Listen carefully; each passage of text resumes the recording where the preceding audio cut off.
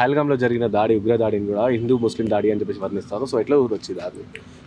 ముందుగా పహల్గామ్లో జరిగిన దాడిని హిందూ ముస్లిం దాడి కన్నా కూడా ఇది ఒక భారతదేశం పైనటువంటి దాడి. భారతదేశం పైన భారతదేశ యొక్క ఆర్థిక వ్యవస్థ ఉండొచ్చు, ఇంకేదైనా ఉండొచ్చు, భారతదేశం పైన జరిగినటువంటి దాడి ఇది. ఇంకో విషయం, టెర్రరిస్టులకు మతం లేదని కొందరు కుహానా మేధావులు టెర్రరిస్టులకు మతం ఉండదు, టెర్రరిస్ట్ యాక్టివిటీస్కి ఉగ్రవాదానికి మతం ఉండదు అని చెప్పేసి కొన్ని సందర్భాల్లో వాళ్ళు మాట్లాడుతుంటారు. కాబట్టి నేను ఒకటే వాళ్ళకి ఎక్స్ప్లెనేషన్ ఇస్తా. ఈరోజు టెర్రరిస్ట్కి మతం ఉండదు, ఉగ్రవాదానికి మతం ఉండదని మీరు ఈరోజు అంటున్నారు కదా. ఆ పహల్గామ్లో జరిగిన దాడిలో ఏదైతున్నదో ఆ దాడిలో దాదాపుగా 28 మంది చనిపోతే 26 మంది కేవలం హిందువులను వాళ్ళను ఐడెంటిఫై చేసిన యొక్క విధానం ఏదైతున్నదో ఆ విధానం నేను చెప్తా వినండి. ఐడి కార్డులు చూసి వాళ్ళ యొక్క ట్రౌసర్లు తీసి సుంతి జరిగిందా లేదా, లేదు అంటే లేదు సుంతి జరగలేదు మీరు పక్కకు, సుంతి జరిగిన వాళ్ళు పక్కకు, అట్లా విభజించి కేవలం హిందువుల పైన టార్గెట్ చేసి చంపడం జరిగింది. కాబట్టి అక్కడ చనిపోయిన ఆ 2 ముస్లింలు ఎవరైతున్నారో వాళ్ళు కేవలం వీళ్ళను కాపాడే ఒక తరుణంలో చనిపోయిన వాళ్ళు అంతే తప్పించి వాళ్ళని టెర్రరిస్టులు ఏదో కావాల్సుకొని చంపలేదు. కాబట్టి ఉగ్రవాదానికి ఖచ్చితంగా మతం ఉన్నది. ఇంకో విషయం ఏం చెప్తా ఉన్నామంటే, విద్యార్థులుగా ఈ యొక్క భారతదేశ పౌరులుగా పాకిస్తాన్కి ఒకటి చెప్తా ఉన్నాము, ఒకటి హెచ్చరిస్తూ ఉన్నాం. ఏంటంటే పాకిస్తాన్ పౌరులే ఉండొచ్చు, వాళ్ళ యొక్క ప్రభుత్వమే ఉండొచ్చు, టెర్రరిస్టులు యాక్టివిటీస్కి సపోర్ట్ చేస్తున్నా, ఫండింగ్ చేస్తున్నా ఎవరైతున్నారో వీళ్ళకు కూడా ఒకటి హెచ్చరిస్తూ ఉన్నాము. పాకిస్తాన్ చాలా చిన్న దేశము. ఆ యొక్క దేశం కేవలం హిందువులు ఉచ్చపోస్తే కొట్టుకపోయే దేశము పాకిస్తాన్. నిన్న మనం చూసాం, ఒక తప్పిదం వల్ల కేవలం గేట్లు ఎత్తేస్తే వాళ్ళకు వరదలు వచ్చిన తరుణం. ఇట్లా కేవలం భారతదేశం యొక్క ఉచ్చబోస్తేనే భారతీయులందరూ కలిసి ఒక్కసారి ఉచ్చబోస్తే కొట్టుకపోయే దేశం మీ దేశం. అలాంటి దేశం ఈరోజు భారతదేశం పైన టెర్రరిస్ట్ అటాక్ కాదు, అది కేవలం ఇది వాళ్ళ యొక్క ఉనికిని చాటుకునే యొక్క పరిస్థితి మాత్రమే. మేము లేము. దాదాపుగా మనం గత 10 సంవత్సరాలుగా చూస్తే టెర్రరిస్ట్ యాక్టివిటీ ఎక్కడ కూడా లేదు. టెర్రరిస్ట్ యాక్టివిటీ అనేది తగ్గిపోయింది. దీనంగా తగ్గుకుంటూ వస్తున్న తరుణంలో కేవలం వాళ్ళ యొక్క ఉనికిని చాటుకునే తరుణంలో ఈ యొక్క అటాక్ చేశారు. కానీ ఆ ఉనికిని చాటుకునే తరుణంలో వీళ్ళు ఒక హిందుత్వము లేదా ఇదొక కాన్స్పిరసీని తీసుకొచ్చి ఇంకొద్దిగా మత విద్వేషాలు రెచ్చగొట్టే తరుణంలో వీళ్ళు చేసిన పని. కాబట్టి మేము ఒకటే చెప్తా ఉన్నాము, ఈరోజు పాకిస్తాన్కి భారతదేశం ఏదైతే ట్రీటీని రద్దు చేసి ఈ యొక్క వాటర్ ఇవ్వకపోవడం వల్ల పాకిస్తాన్కి ఆర్థిక వ్యవస్థ దెబ్బతినిపోతుంది. ఎందుకంటే పాకిస్తాన్ యొక్క ఆర్థిక వ్యవస్థ కేవలం రైతాంగము, రైతులు పంట పండించే యొక్క 70% పాకిస్తాన్లో ఏదైతున్నారో వాళ్ళందరూ కూడా దాదాపుగా 70% మంది ఆర్థిక వ్యవస్థ కేవలం రైతాంగ వ్యవస్థ పైన ఆధారపడి ఉన్నది.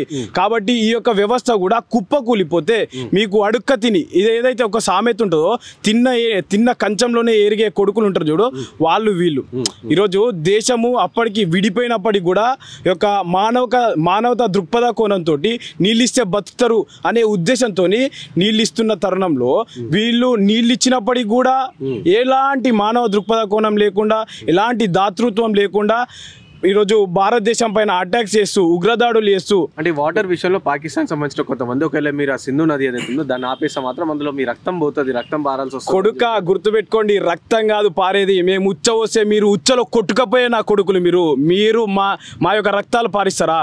చూసుకుందాం రండి ఒకసారి. కేవలం ఒక 100 మంది విద్యార్థులతో కొట్లాడే దమ్ముందా? ఈరోజు చెప్తా ఉన్నాం కదా, మీరు అంటా ఉన్నారు కదా నీళ్ళని ఆపితే నీళ్ళలో రక్తం ప్రవహిస్తుందా? మా యొక్క ప్రధానమంత్రి మీరు చంపుతారా? ఒకసారి రండి చూసుకుందాం. కేవలం ఆ యొక్క ఉగ్రదాడి ఇంటెలిజెన్స్కి సంబంధం ఉండదు. కొందరు కుహానా మేధావులు ఇంటెలిజెన్స్ ఎటుపోయింది, ఇంటెలిజెన్స్ ఫెయిల్ అయింది, సరిహద్దు భద్రత ఫెయిల్ అయిందని కూడా చెప్తా ఉన్నారు కదా.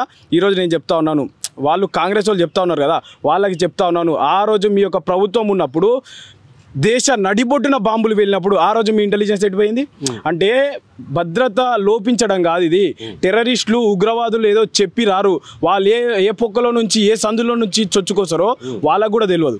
కాబట్టి ఇది భద్రత వైఫల్యం కాదు. ఒకవేళ భద్రత వైఫల్యం అనుకుంటే కేంద్రం యొక్క వైఫల్యం కాదు, ఇది అక్కడ ఉన్న రాష్ట్ర ప్రభుత్వం యొక్క వైఫల్యం. మరి దాని గురించి మాట్లాడరే, దాని గురించి మాట్లాడండి. కాబట్టి ఉగ్ర దాడిని తీవ్రంగా ఖండిస్తుంది భారతదేశం. ఈరోజు కేవలం అయితే దాడి చేయాల్సిన అవసరం లేదు భారతదేశం. మీకు ఏదైతే నీళ్ళు వస్తున్నాయో కేవలం ఆ నీళ్ళు ఆపితేనే మీ యొక్క ఆర్థిక వ్యవస్థ కుప్పగూలిపోతుంది, మీరు చిన్న భిన్నమైపోతారు. మీకు కేవలం బతకడానికి కూడా నీళ్లు తాగడానికి కూడా నీళ్లు లేకుండా పరిస్థితి వస్తుంది. అక్కడ ఎక్కడనో టెర్రరిస్టులు హిందువుల పైన దాడి చేస్తే సో మన తెలంగాణలో మన ఇండియాలో ఉన్న ఈ ముస్లింలని కార్నర్ చేయడం కరెక్ట్ కాదు, ఇది మత కల్లోలకు సంబంధించి ఆ విధంగా పోర్ట్రే చేయడం కరెక్ట్ కాదు అని చెప్పేసి కూడా కొంతమంది అంటారు. మీరే అయితే మేము అందుకే అంటున్నాం, మేము కేవలం అంటే కేవలం కొందరు కుహానా మేధావులు ఉగ్రవాదానికి మతం లేదని చెప్తారు కదా, ఉగ్రవాదానికి మతం ఉన్నదని చెప్తా ఉన్నాము. ఎందుకంటే నేను కొన్ని సూచనలు చేస్తా. ఎందుకంటే ఉగ్రవాదులు మేము కాఫీర్లను చంపితే మేము స్వర్గానికి పోతాం, మాకు అక్కడ పరలోకంలో స్త్రీలు ఉంటారు, దేవకన్యలు ఉంటారు అని చెప్పేసి కూడా వాళ్ళ యొక్క కొన్ని చెప్పిన తరుణాలు మనం చూసాము. కాబట్టి చెప్తా ఉన్నాము ఉగ్రవాదానికి మతం ఉన్నది. కానీ అందరూ ఉగ్రవాదులు, అందరూ ముస్లింలు ఉగ్రవాదులు కాదు. మేము ఈరోజు చెప్తా ఉన్నాము అబ్దుల్ కలాం గారిని నెత్తిన పెట్టుకొని ఊరేగుతాం.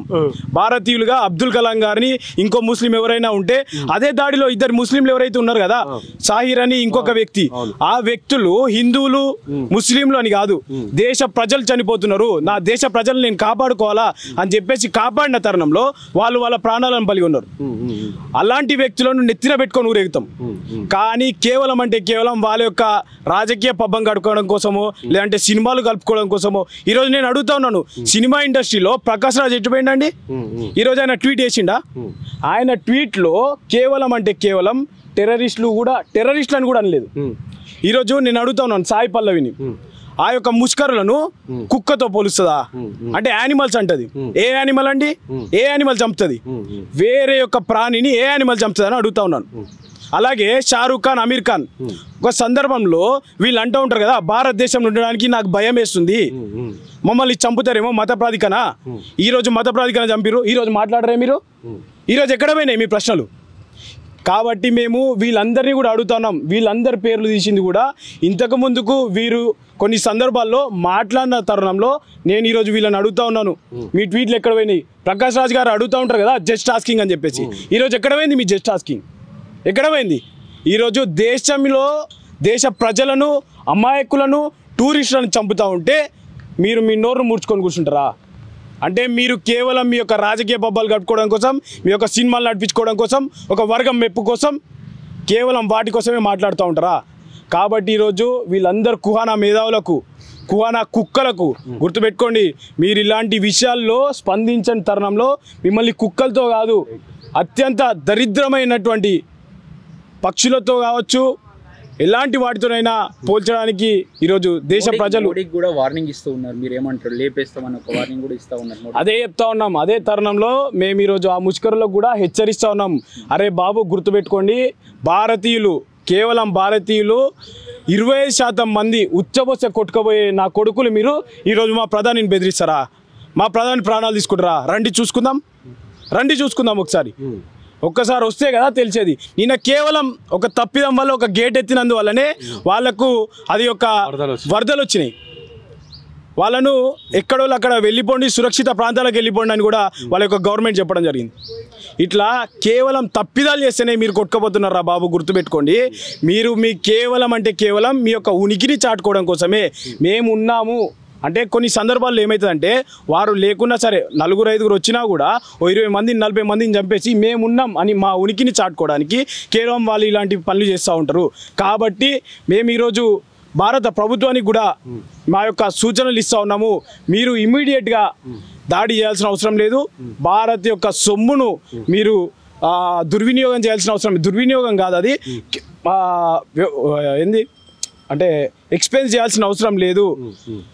దాన్ని పని అవసరం లేకుండా ఖర్చు పెట్టాల్సిన అవసరం లేదు. కేవలం చిన్నవి నిన్న చేసినట్టు తప్పిదం వల్ల గేట్లు ఎత్తడము, నీళ్ళు ఆపేయడము, ఇలాంటి చిన్నవి చేస్తేనే వాళ్ళ యొక్క వ్యవస్థ మొత్తం కూలిపోతుంది. కాబట్టి ఇలాంటివి స్ట్రాటజికల్గా కొట్టాల్సిన అవసరం ఉన్నది. మనం కోపానికి పోయి ప్రాణ నష్టం చేయాల్సిన అవసరం లేదు.